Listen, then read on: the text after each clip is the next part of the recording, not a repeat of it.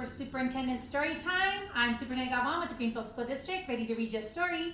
And today we're going to continue to celebrate Women's History Month. And so today I get to read you about Molly, by golly Molly, who was Molly Williams, the America's first female firefighter.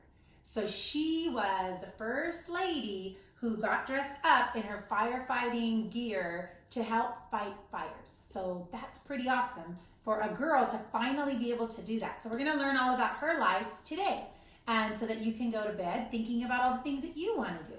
All right, let me say that in Spanish. Hola comunidad de Greenfield, soy Superintendente Galvan aquí con ustedes otra vez para leer historias.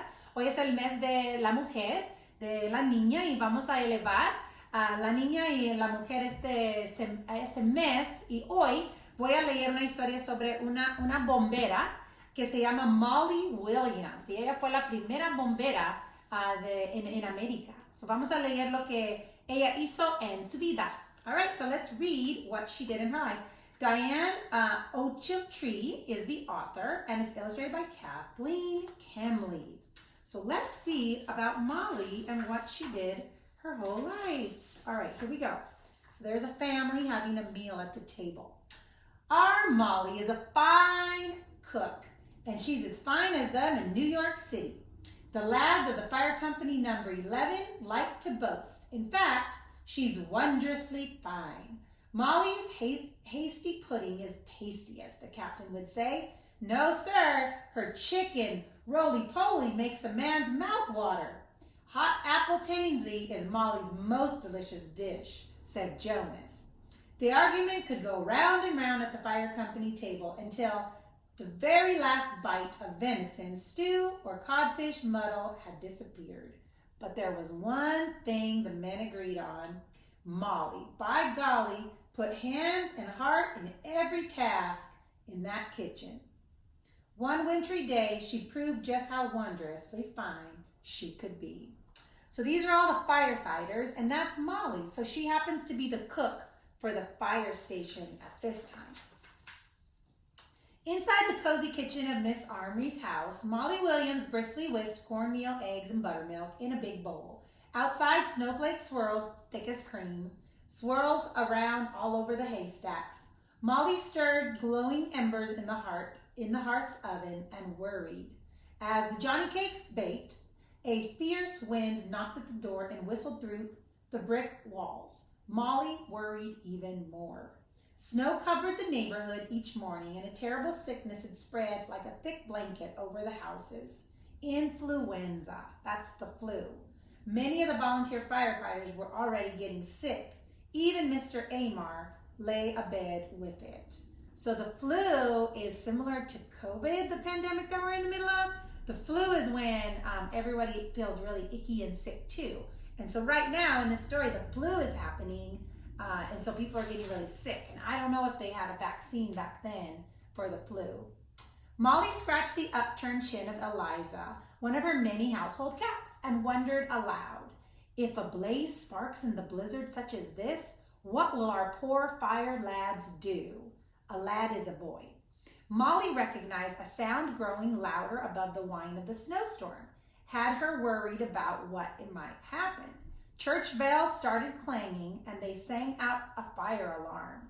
The number of times that chime told Molly just where the trouble was. Something's afire, Eliza, and it's nearby.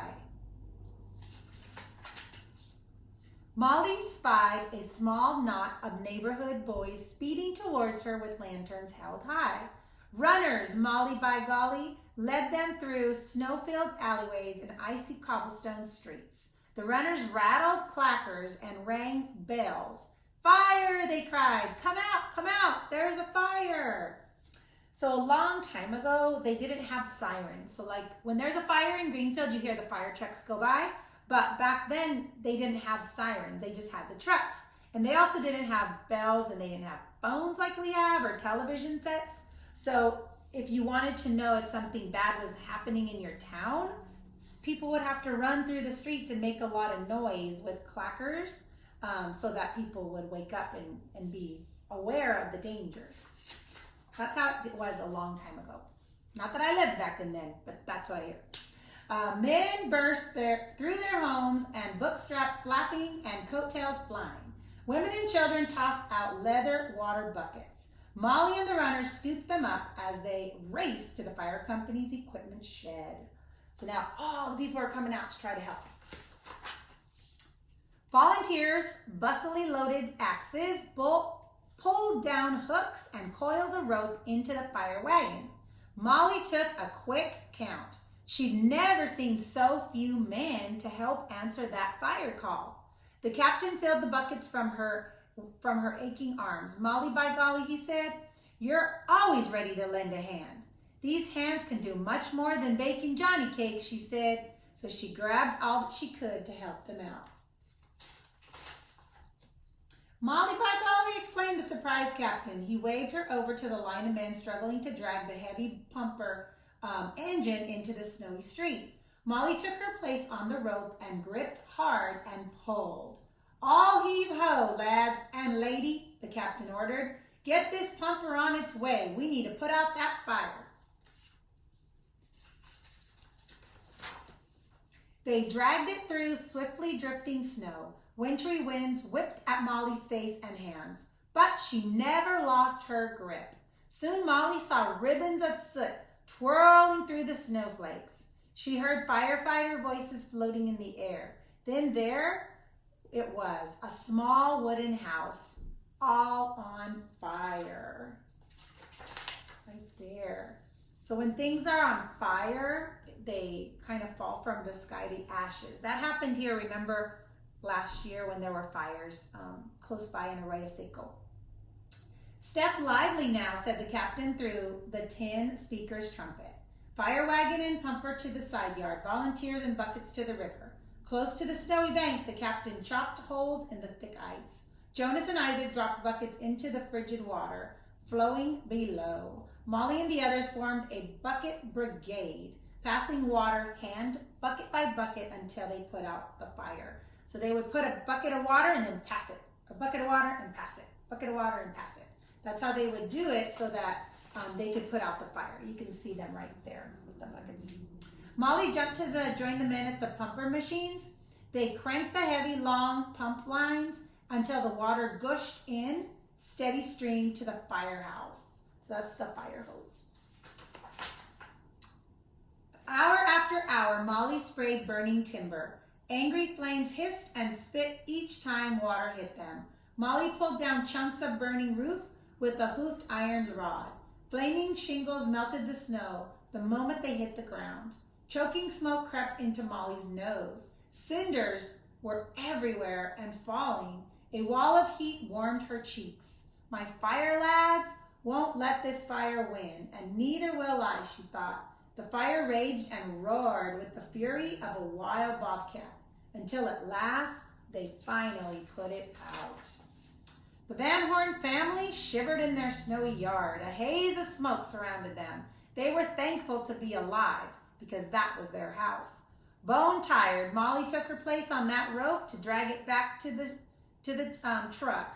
Jonas, Isaac, and the other volunteers rushed to her side, proud smiles on their soot-covered faces. "Molly, by golly, you're as fine a fire lad as any," said the captain. "In fact, you're a wondrous fire one." And that's it. I hope they made her one permanently, right? Because that's how the story ended. But Molly by golly says she was the first firefighter, so they must have, after there, offered her a job to be a firefighter. Well, thank you for joining me tonight. This is a wonderful story, a tribute to women, firefighters everywhere. We hope if that's something that you want to do in your future, that we help you make your dreams come true. So thanks for joining me tonight. Wish you good dreams, and I am sending you a great big bear hug from our family to yours.